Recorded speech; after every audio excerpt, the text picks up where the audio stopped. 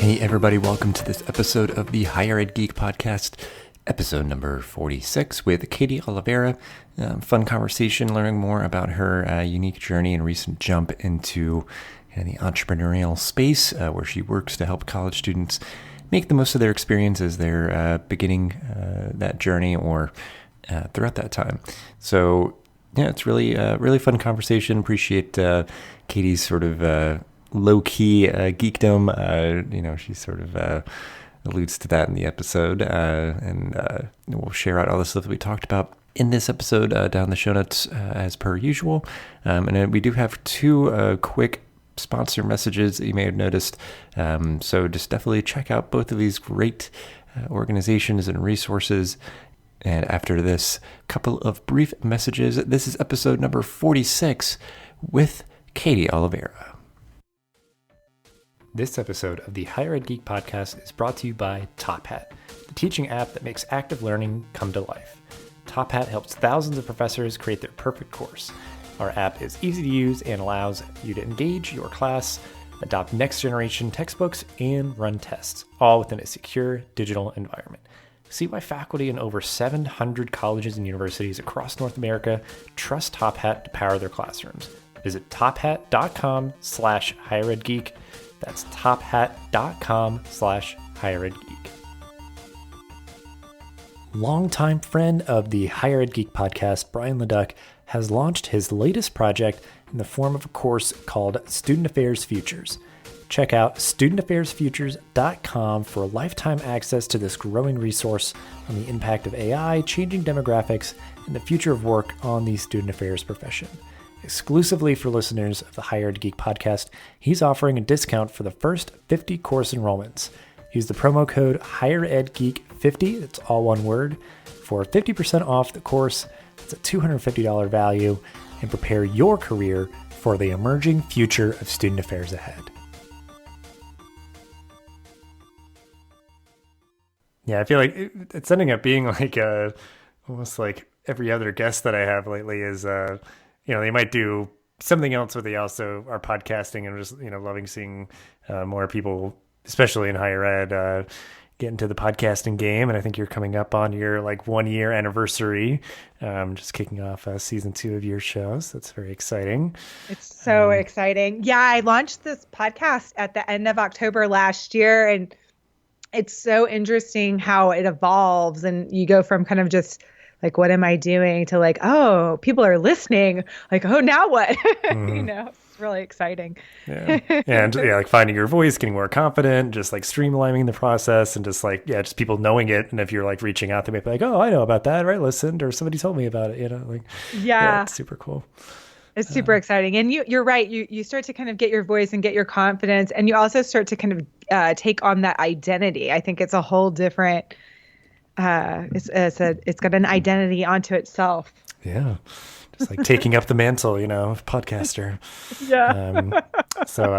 I'm sure we'll talk more about that and everything else that you're getting into lately. But, so we'll go ahead and dive in. If you just want to kick us off here and just give an introduction of yourself and, just maybe a brief overview of your professional journey and how you got to be where you are today. Sure. So I'm Katy Oliveria. I am the host of the Collegehood Advice podcast. I also teach. I'm also an academic success coach, and I teach American history and social justice as well. Oh, yeah, very cool. Yeah. Because I think we share that as a background. I was a history major in undergrad, so that kind of holds a special place in my heart. That's part of the core of who you are as well. It is where a lot of my geekiness lies, is in history. I started off in higher ed, actually, connected to that. I went to grad school, got my master's degree in history with the complete and total intention of going on to becoming a history professor. And while I was in grad school, I had some personal things happen that required me to go from having that teaching assistant income to having a full-time income. And so I got the opportunity from one of my faculty members to become an academic coach and advisor in this program at the University of Houston called the Scholars Community when I was 24 years old, where I supervised student mentors and tutors and worked one-on-one with students as an academic advisor, but also as an academic coach.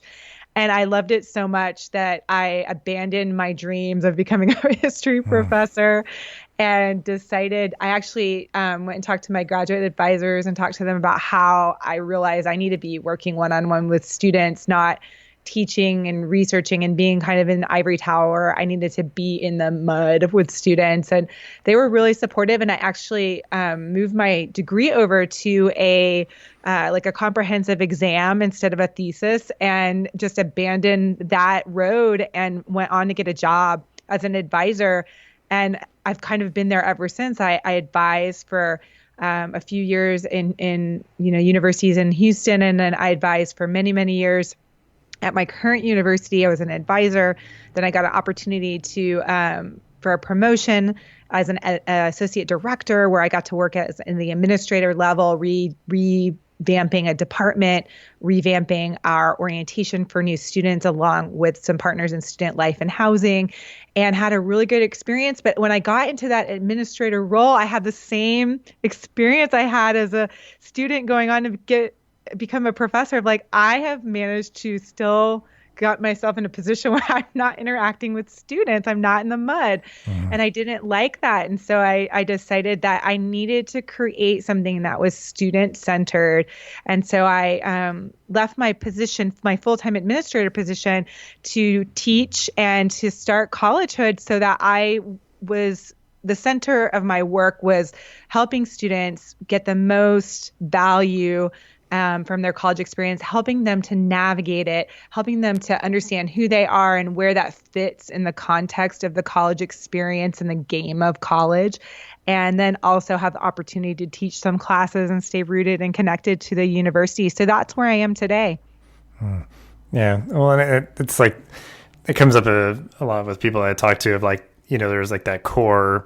Initially, like, we wanted to work with students in a teaching capacity, but there's a lot of other stuff that comes with that. And, if that was sort of what was like turning you off, at like, that desire still being sort of a throughway, and like, you still are teaching, and maybe not having to deal with as much of the other stuff that you might not like. So it kind of worked out. But also, yeah, just having that general, North Star guiding you of, like you said, just wanting to actively help students sort things out. And yeah, I've heard many stories just, beyond the podcast of like, yeah, people who get to those points and, make maybe a hard shift, kind of lateral or a big change, where they still want to work with students more directly. And whether it's more immediate or longer term, when they're away from that, it just, just something kind of clicks eventually, where they're like, you know what, I really do want to make that change and go a different direction. So always fascinating to hear kind of how people get to that point. Absolutely. Yeah. It's very interesting. I found myself like vicariously working with students through the people I supervise. And I was like, this is a problem. You need to work with students. Right. Yeah. Yeah. It's interesting. Yeah. And it's good, I guess, at the very least, like eventually, people realize that is like a value of theirs and something that they really want to do. And so I guess, cause it's really important, I think, and I appreciate that higher ed is sort of kind of connecting with this idea a lot more of just like the value of coaches, that person who's just there to check in with you and to help guide you and work through stuff, and being more active in that approach versus passive, and just kind of like, we build it and they will come if they want to, and if not, then that's their problem kind of thing. It's like, really engaging people in an active way to, help them, can just navigate the, kind of maze of modern higher education, just between like, just, knowing what resources are there, how to access them, and, what you should really do to like organize your time and make sure that you're, moving in a good way towards your goals. But I'm curious, for your own college experience, did you have somebody that was like a good role model for you in that way? Or is it like sort of like a lot of times it's, we get to points for, one side of the coin or the other, like you had somebody who was a role model and inspired you, or you're like, I wish I had this when I was in college, so I want to give it to other people. So, anything like that, I guess anything just in general that kind of resonates for you from your own college experience that, you still kind of bring with you either personally and or professionally. Oh, my own college experience. Quite frankly, to extend it, my own like late adolescent, early young adult experience is always present when I'm thinking about the work I do. I was a first generation college student, and my dad got a GED and are both working class people. First in my family to go on in like a traditional college path. And so in my extended family as well. And so, when I went off to college, my parents were kind of like, "We love you," gave me a hug and kind of dropped me out, walked me up to my room, gave me a hug and sent me off on my own, where like I'm looking over at my roommate's parents who are helping her set up her room and taking her to dinner. And I'm like, where are my parents? They just didn't know, they were doing what they thought, and they were supportive, but I kind of went in blind. I went to, Baylor University as a first generation working class kid. I wanted to be a science major, and I was surrounded by students who, not all, but by and large, came from college educated professional homes, right? And so they kind of knew what to expect. I didn't have those transitional support mechanisms like I designed in my role at my university, in my role at my university as the associate director. I mean, that's what I created, was essentially a holistic office that helps students transition. I had good mentors, though. I had people that cared about me academically and that invested in me and showed me that I was bright and capable and had potential, even if they weren't speaking directly, with college development type support that you see in modern universities provide in their programming. They were totally there to guide me. They saw I had potential, and they saw I was a bit of a fish out of water. But those came primarily in the form of faculty advisors, not professional advising staff. Now, I since think they've moved to that, as a lot of universities have, as the demand on faculty shifts. I think a lot of some schools are amplifying that role and some schools are diminishing it. But I was lucky to have good faculty advisors who at the very least could shape me as a scholar and help me persist through the college experience, even though I often had that thought running through my mind of, I don't think I belong here. I considered transferring.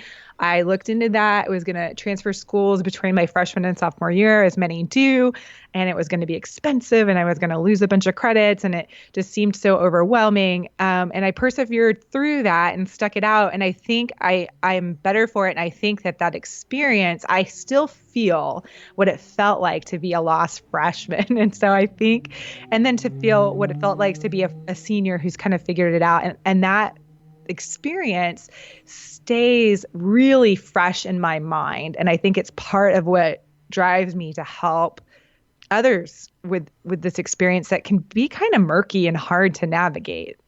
Mm-hmm.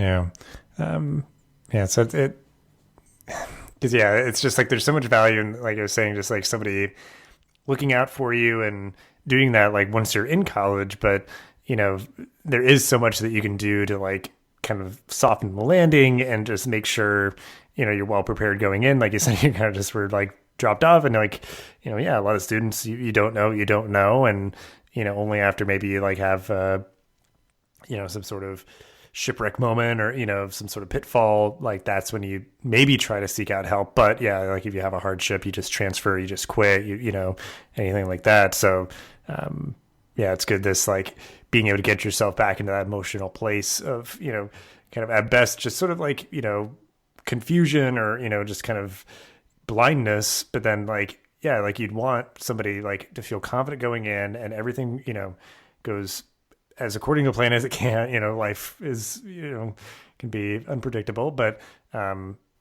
just like, knowing what that felt like, wanting to help other people as much as you can. And I think unfortunately, a lot of colleges don't make it as easy as they should. So, just doing what you can to, go in as well prepared and know like the right questions to ask and all that. Cause I think just, transitioning to like what you're doing now, like helping people kind of sort out all that stuff, it can be valuable. I think having kind of the broader perspective versus obviously somebody would end up having to talk with somebody at the particular place that they're going to in terms of like the higher ed institution. But, just in terms of like asking the right questions or knowing kind of generally what, people might do in a given situation when they're going to college and might have some sort of problem or question, that can be valuable as well. Just like thinking outside the box versus like trying to fit within like a particular paradigm to,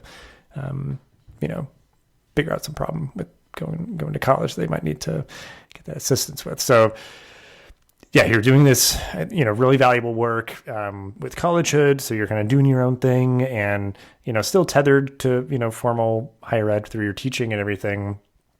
And you are also, you're hosting and producing your own podcast, which is super cool. So kind of with all of that different stuff that you're doing right now, what do you enjoy most about it? If it's, all different stuff that helps keep you engaged, or, just being your own boss and that, that flexibility, what's keeping you really excited about the current work that you're doing now? Obviously, like I know it just kind of personally resonates with you, and if that's, kind of the engine that keeps you going, but anything else that might come to mind? Yeah, I think last year when I made the choice, and it was not an easy choice because I was part of my university community for a really long time and was also really integral to a lot of the culture and programs of the university. I sat at the tables where a lot of those things were designed.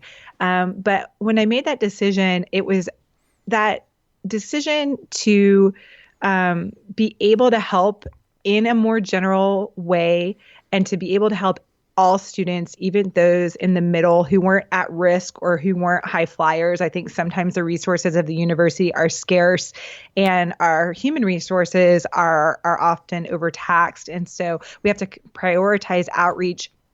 And I wanted to help students in the middle in an unbiased way. My goal is to empower them to be able to navigate systems and ask questions and believe in themselves and to dispel mythology so that they could kind of harness the experience of college and do something with it. And so when I left the position, that I was kind of excited but terrified, like, oh my gosh, this is going to be awesome. Oh my gosh, what have I done? And it took me a while to go from a higher ed professional with a formal, 8 to 6 some days schedule where I'm supervising people and I'm in and out of meetings and have a very, very highly structured environment to having a life that I am the one who's sort of dictating the structure.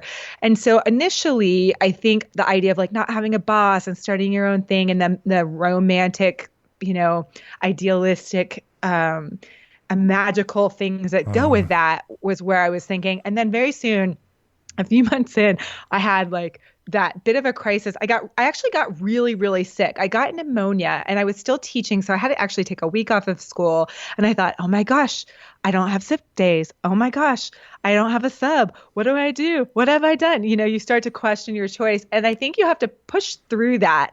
And just on the other side of that is the magic, of like, okay, I can do this. And I've just got to put one foot in front of the other and I'm going to get momentum. And I think I'm still doing that. If you would have told me a year ago that I would be where I am today, and it's still modest gains, but it's gains, I'm getting, I've gotten, I think since the podcast, several thousand of downloads, and I'm working with students and I'm partnering with different organizations and I'm on this podcast. If you would have told me that this time last year, I would have been like, whatever.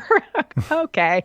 Right. I'd be like, I might be reapplying for my job, but now I see the potential. I see how much potential there is to bring a message that's authentic and honest, and I'm just being me and trying to get this information out there resonates with people, and how needed it is and how important it is and how much just having a voice, kind of reiterating, reinforcing, encouraging is really powerful. And I look forward to that. I look forward to kind of growing the reach of the podcast, eventually being able to offer some services and resources in that way that, once I have the time to start to develop some of that, once I feel like the podcast is going to have its momentum, I think that that's really a special opportunity. And I think now it's about like last year it was, oh, do I have something? And this year it's, I have something. What do I do with it? And so I'm excited to see what that is. Mm-hmm. Yeah.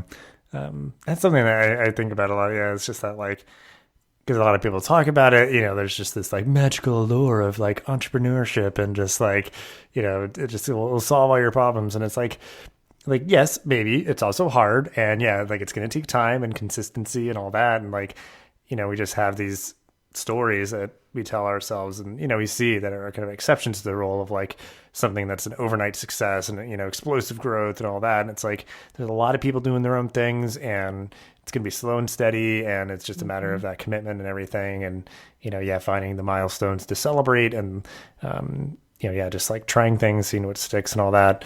I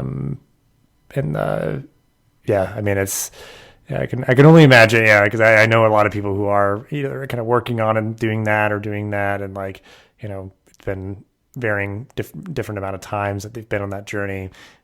So it's always fascinating to see kind of the triumphs and struggles and all that. But yeah, you've got that kind of that motivation, knowing that you're doing good work, that it's benefiting people and seeing that traction. But I guess, Can I interject really fast go before for it, your yeah. next question? Okay. Well, what brought to my mind was, it's really hard. Everything you see, the podcast, everything, the notes, the website, like the social media, the resources, everything is me. My husband helps with some editing, but everything is you. And you have to learn how to do all of that. I'm a higher ed professional and a history major who's been trained to research and write and coach students in an academic environment. I'm not a marketer. I'm not a sound person. Like I'm not a techie person. I have to learn those skills. And I think too, there's something very important, and I share this with my students a lot.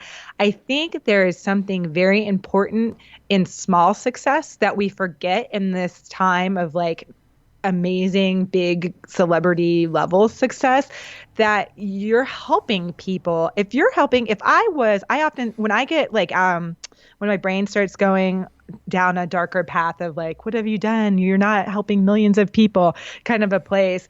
I start to think, if I had a brick and mortar in a small town, that was like a respectable little brick and mortar business, I would be like over the moon to have as many people tuning into the podcast as I do. You know what I mean? And so I keep that as a way of like checking yourself in that you can broadcast your voice over the internet, and hundreds, maybe thousands of people can hear you and what you're saying. And that's amazing and special and should be respected. And those little, like you're saying, celebrating those little successes and giving yourself compassion and space to grow in an organic way, I think is super important to this kind of endeavor.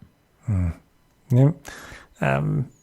All powerful stuff, good tips. And I think, it can be fun learning those new things. Again, it can be difficult because you might, feel like you're banging your head against the wall. Like, sometimes people are like with audio stuff, because like I had to teach myself how to do this. And I'm also still not an expert because I can't give, it's not like my full-time job to do it, but, getting at least to like the adept point of being able to do it, some level of quality. And, I've been doing this now for like over 4 years, but, it's a lot of different facets like that, but it's like, sometimes that's part of that whole confidence building is like some problem pops up or a new challenge and you're able to figure it out, and it's just like, oh, okay, well, I was able to figure out those 10 other things. Now here's number 11. Well, I was able to figure it out. And, again, sometimes it takes, time or effort, or, you bring somebody else in or get advice, you don't always have to figure things out on your own, but always a lot of great resources for any number of things too. So,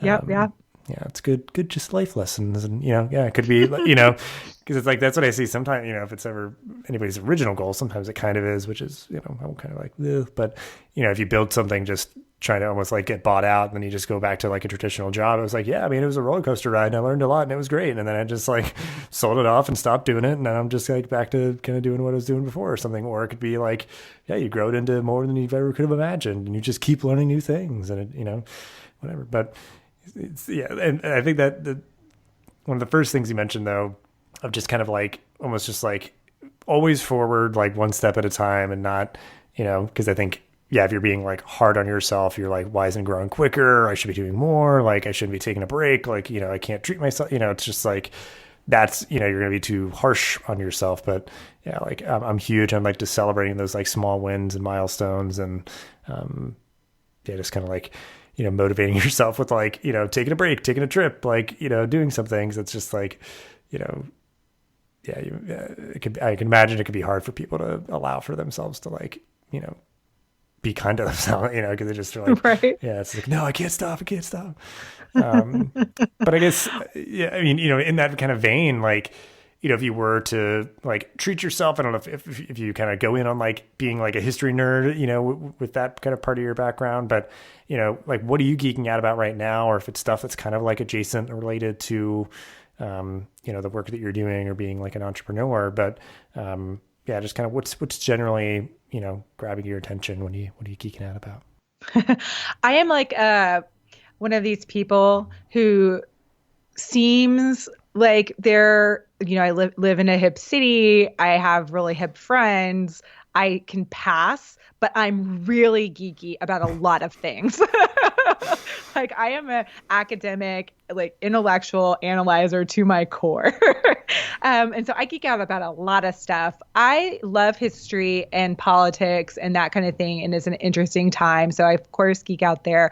I also really love nature and I am obsessed with butterflies, which is really bizarre. And everybody who knows me is like, what? So we will plant. Like I have a daughter and she and I planted all of these native plants that attract butterflies. And we have had multiple caterpillars out there and we've watched them make chrysalises. Now it's really sad to try to raise caterpillars out in your backyard. There are a lot of predators and things that go wrong and it's heartbreaking. And I've learned that this year, but it's really cool to watch the whole process. And I just love attracting them to the garden. So I'm a total geek about that. I love cooking and food and health. And I spend a lot of time doing things like yoga and learning how to cook from scratch. And I subscribe to community supported agriculture and I garden and I try to grow my own food and always learning how to cook. And so that's how I live. Like I want to live, like cooking really good food with really fun people and spending time in a garden and playing and hanging out and just existing with those like simple pleasures of, sitting out in a picnic table with like twinkly lights above, having a really good meal. That's what I geek out about. Well, it sounds like a fair amount of like hands-on stuff, which I Yes. tend to see a lot with people who like, if like a history nerd or, and the work that you do is obviously just like, all kind of like tech web-based kind of stuff, obviously working with people, but, a big piece of advice, because I just remember like when people are in school and, you can always kind of have the excuse, like you don't have the time, like people that just like, they're like, I don't know what my hobbies are. Like, I don't have any hobbies. And it's like, yeah, like and it's a big part of this show is like highlighting those things that people do as like a creative hobby or, like stuff with your hands. Cause some people it is like, oh, I write, I paint, I sculpt things or something, a lot of people it's like, oh, I woodwork, I cook, I garden or, just build stuff. Mm-hmm. So it's like, those are really, I think necessary in one way or another, mm-hmm. Even if it's like, oh, I geek out about working out, like I really get into the gear and like, doing whatever, running, doing races, but it's just like any of those hobbies help kind of nourish and kind of, cultivate energy in us for us to be able to kind of bring our best selves to the other things. Like you might have a creative epiphany while you're cooking or something, or you're gardening. Cause sometimes it's like in certain ways you might be doing something like over and over and over again. And it's like, yeah, you kind of have to like let yourself be bored, or like kind of, if you're just like making something from scratch, it might just be like, yep, I got to like mix all this stuff up for a while. And then like, it's like, oh, I just had this idea for a thing I could do, it lets you take your brain offline. And you're exactly right. When I'm going to make an awesome retired person one day, right?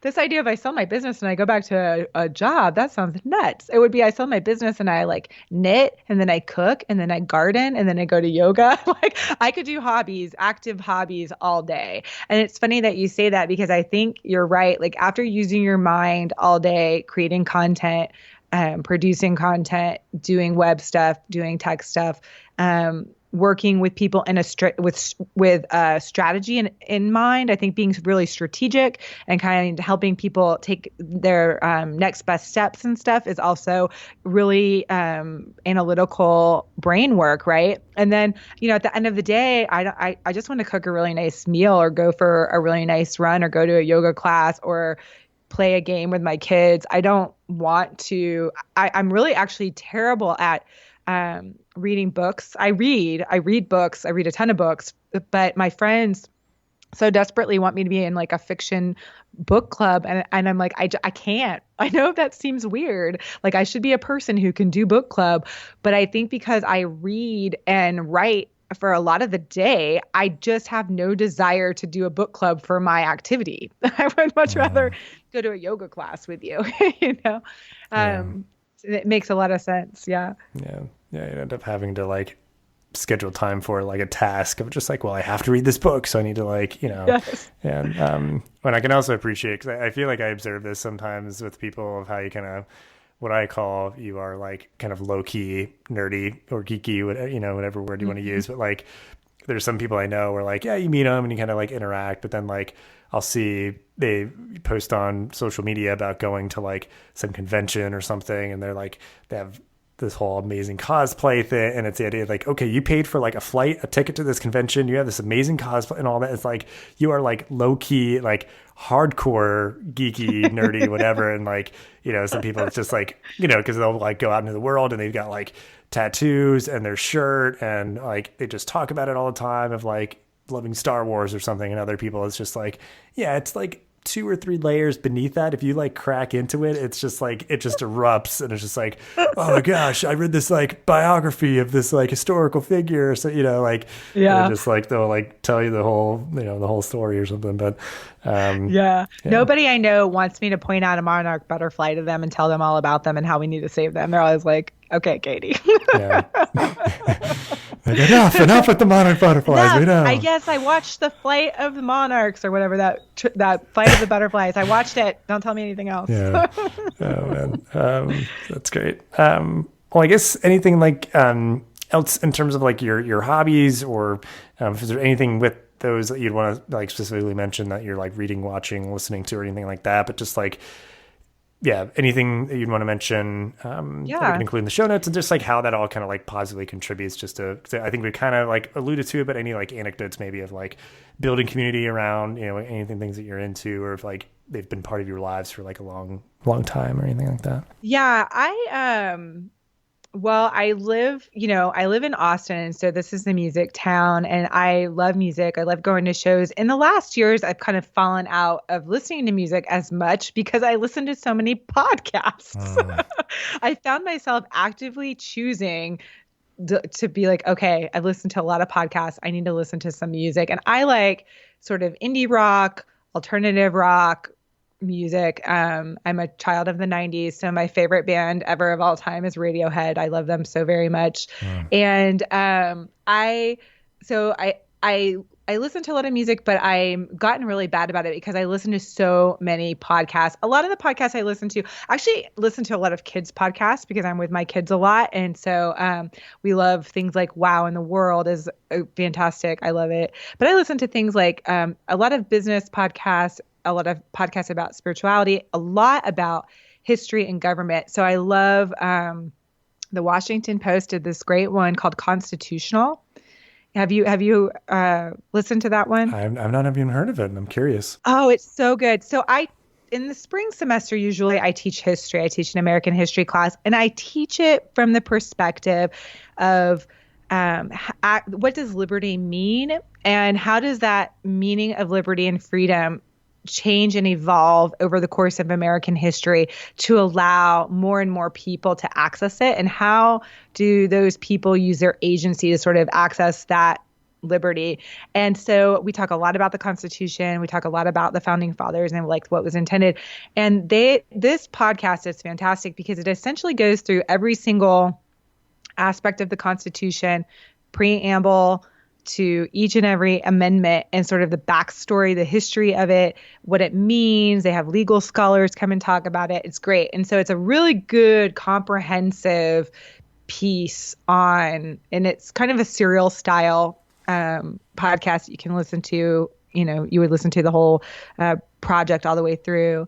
And it's it's just great. It's one of my favorites. So I love podcasts like that. Like I like revisionist history, Malcolm Gladwell's, ones that help me kind of think through history in a different ways. They're really inspirational for me to think about how to have conversations with students about history and current politics and social justice issues in a way that's accessible and that's not polarizing or divisive, that's productive and compassion based. And I found it to be super helpful.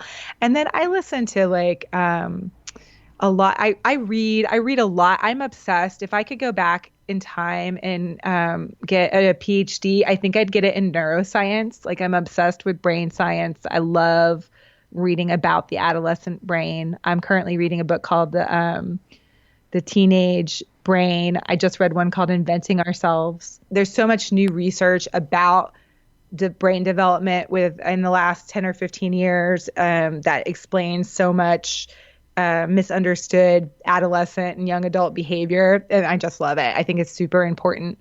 So I spent a lot of time reading on that. And, I like to watch Netflix. I'm obsessed with like The Chef's Table and those kind of shows on Netflix. I can watch anytime someone's sick in my house. We watch the British Baking Show. My kids know. They'll be like, "I don't feel good, Mommy. We need to put on the British Baking Show." I feel like it's like the new like true crime stuff is like just pleasant, heartwarming cooking shows or something. Like there's just going to be like more and more of them, and I'm like, you know what? Maybe that's where we are right now. We need That's just what we need. yeah. We need a nice escape. I can't do anything like that. I can't do any crime, any suspense, any scary. I need good old, like, that is beautiful. I want to go there. I want to eat that kind of things. Yeah. I think we've, like, especially with like the superhero genre, we've kind of like gotten away from that. Especially as like the majority, they'll do something every once in a while, but just like I think we've been like gritty enough for long enough in our like media and entertainment. Like it's like we could certainly have that in the mix, but let's keep it light, keep it fun, keep it just a little bit more pleasant. That's just my point of view. Mine too. I'm with you on that. I'm like, I don't need to feel artificially stressed out and scared. I need to save that for when I need it. Yeah, like you could like strategically choose the like 1 out of 5 movies versus just like no, like 4 out of 5 of them are all just like gritty reboots of like Care Bears or something. It's just like it's just like everything's gonna be like real, like. So yeah, it's like a soapbox. Yeah, because like I love like movies and TV, and I just like read about the behind the scenes and production and like the box office and like just critical analysis of our media. Yeah, I mean, it's a lot of good podcasts. We'll link out to all those, and it's cool too. It's something that you share with your kids too, and I think it would have been funny if it's like, I don't listen to music as much anymore. I listen to a lot of podcasts about music, about like the music that I used to listen. Like it would have been funny if that was like, you had this epiphany on the show. I'm just like, I don't know. Yeah, I don't listen to music, but I listen to like podcasts about music. Maybe I should do that. That's a good idea. Right. Yeah. Well, but it's the whole thing too of like, do you listen to the stuff that you like, or do you listen to like new stuff? And it's like, I end up, either just like throwing some random Spotify playlists on for whatever mood I'm in, or like seeking out the things that I know. Yeah. I just put on Spotify playlists. Now I have no personal choice in my music anymore. I just listen to what Spotify tells me to. It's like, like based on mood. Yeah. I mean, and it's a whole thing. I think that at least is better in the sense of like, I think some people generally bemoan the like loss of like discoverability of things. Like, all the algorithms do recommend things, but they're probably gonna be similar to what we already like. But, a good Spotify playlist could introduce some cool things. That's like I think that's a good avenue for that. But so yeah, and I think seeing just how all those things can kind of benefit you. If it's like giving you some ideas or resources in terms of your teaching, or just like personal fulfillment, enjoyment, or sharing things with your kids. So and I guess that's stuff kind of across the board that you're engaging in. And then, just to wrap up the episode on the optimistic note, as we're kind of getting to, just like, good feelings here. If you want, any or all of these kind of categories here, what is something or things that you are looking forward to in your job, life, and or the world? I'm really looking forward to seeing where this adventure takes me. I know that's kind of a generic, general answer, but that's really where I am. I am an optimist. I am a person who has great comfort in the present. I don't focus too much on the future, too far out in the future. So there's questions like, what is your next 5-year goals or 10 years goals? I was always a person like, I don't know. I know I want to do this now and I want to see where that takes me. And so that's what I'm looking forward to. I think I'm in a really fun moment where I'm excited to see where I go in the next year. I feel like I've come so far and I've, connected with so many people from across the country I never thought I would connect with. I think I have starting to resonate and gain traction, and I would love to see where that continues to take me. And so I'm just excited for the opportunity to make stuff and have people hear it and see where that takes me and just live life and have flexibility and freedom to do these kinds of things. And I think that that's kind of amazing and magical. I have a lot of gratitude for just that simple way of being.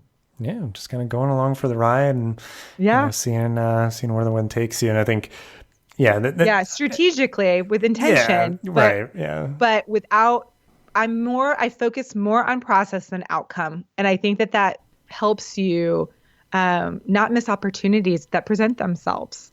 And for me, it's like being optimistic about the future of like being able to handle any challenges or think that things will work out, or, the kind of life generally in the world is kind of, always going to improve. That's, just what kind of like the thing I have to tell myself to keep moving. But it's like, believing in the potential of the future and your ability to kind of persevere and push on. But then, not getting too distracted by kind of 12 steps ahead of you. It's like, no, I gotta keep moving forward and keep incrementally kind of continuously improving. And, I think, it's a good piece of advice there, just in the simplest sense. I've heard this kind of resonate and kind of translate in a lot of different capacities. Like you have to fall in love with the process kind of thing, like you can't get too caught up in the kind of bright, shiny thing and, kind of reaching and grasping for that. It's like, you've got to kind of day in, day out, kind of be consistent and commit to it.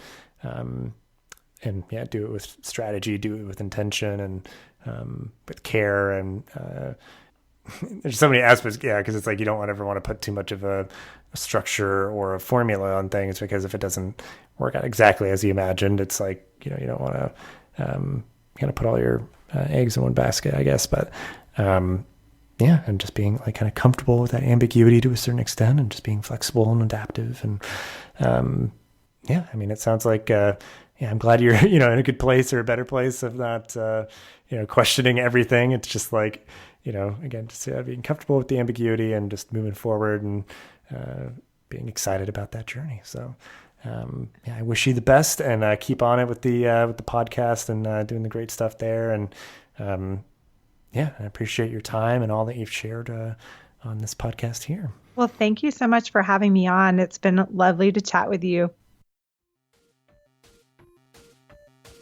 This podcast is part of the ConnectEDU Podcast Network, bringing together diverse voices in the higher ed community. Check us out on Twitter at ConnectEDUPod or at connectedu.network. Thanks for listening to this episode of the podcast. Make sure to rate, review, and subscribe so you never miss an episode. Thanks again for listening, and we'll see you in the next episode of the Higher Ed Geek Podcast.